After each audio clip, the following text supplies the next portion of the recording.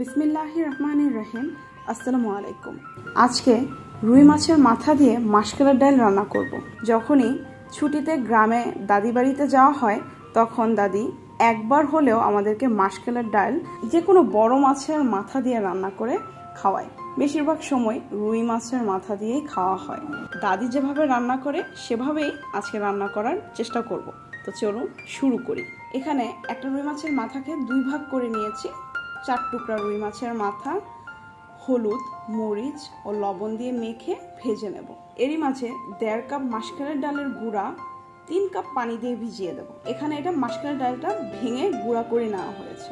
খেয়াল রাখতে হবে যাতে ডাল জমাট বেঁধে না যায়, তাই বেশি ভালো হয় যদি পানি দেওয়ার পরে হাত দিয়ে ডালটা ভালোভাবে মিশিয়ে নেওয়া হয়। ডালটা প্রায় 30 মিনিটের মতন ভিজিয়ে রাখা হয়। কড়াইয়ে তেল দিয়ে দেব।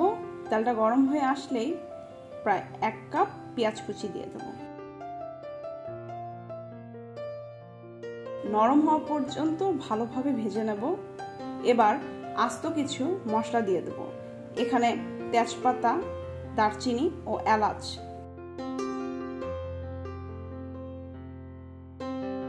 1.5 চা চামচ করে আদা ও জিরা বাটা দিয়ে দেব।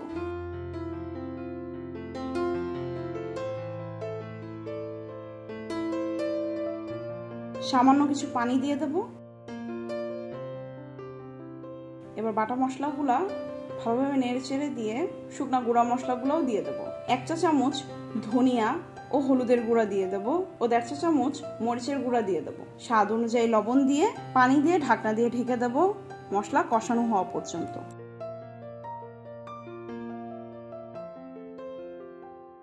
মশলাগুলো ভালোভাবে কষিয়ে নিতে হবে যতক্ষণ না মশলা থেকে তেল আলাদা হয়। এবার ভেজে রাখা রুই মাছের মাথাগুলো দিয়ে দেব। পানির পরিমাণটা সামান্য একটু বেশি থাকতে হবে যাতে করে মাছটার ভিতরে মশলাগুলো ভালোভাবে ঢুকতে পারে। এখানে প্রথমে আমি মাছটাকে ভেজে নিয়েছি যাতে করে মাছের গন্ধটা চলে যায় এবং পরে সেটাকে কষিয়ে নিয়েছি যাতে মশলাটা মাছের ভিতরে ভালোভাবে ঢুকে। এই প্রসেসটা মাস্ট ফলো করতে হবে, এতে করে মাছের মাথাটা খেতে খুবই সুস্বাদু লাগবে।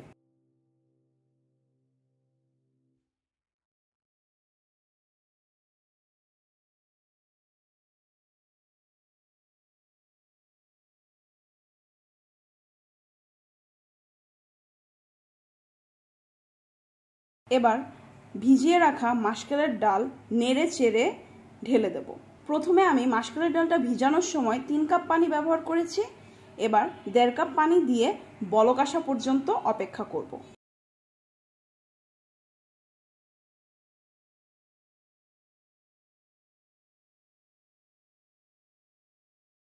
বলক চলে এসেছে।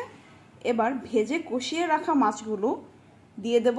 ঢাকনা দিয়ে ঢেকে দেব 5 থেকে 7 মিনিটের জন্য। মাশকালের ডাল রান্না করতে খুব বেশি সময় লাগে না। খুব বেশি সময় ধরে যদি মাশকালের ডাল রান্না করা হয় তাহলে ডালটা ঘন হয়ে যাবে। মাশকালের ডাল এমনিতেই ঠান্ডা হওয়ার পরে বেশ ঘন হয়ে যায়, তাই আমরা পাতলা অবস্থায় নামিয়ে নেব। নামিয়ে নেওয়ার আগে ধনিয়া পাতা, পেঁয়াজ পাতা ও কাঁচামরিচ দিয়ে দেব। তৈরি হয়ে গেল রুই মাছের মাথা দিয়ে মাশকালের ডাল।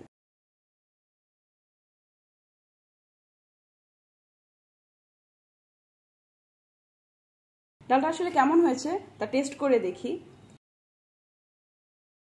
খেতে আসলে কিন্তু খুবই ভালো লাগছে। আমি আশা করি আপনারা যদি রেসিপিটা ফলো করে বাসায় বানান তাহলে আপনাদের কাছেও ভালো লাগবে। তো সবাই ভালো থাকবেন, সুস্থ থাকবেন। প্লিজ আমার চ্যানেলটাকে সাবস্ক্রাইব করবেন। আল্লাহ হাফেজ।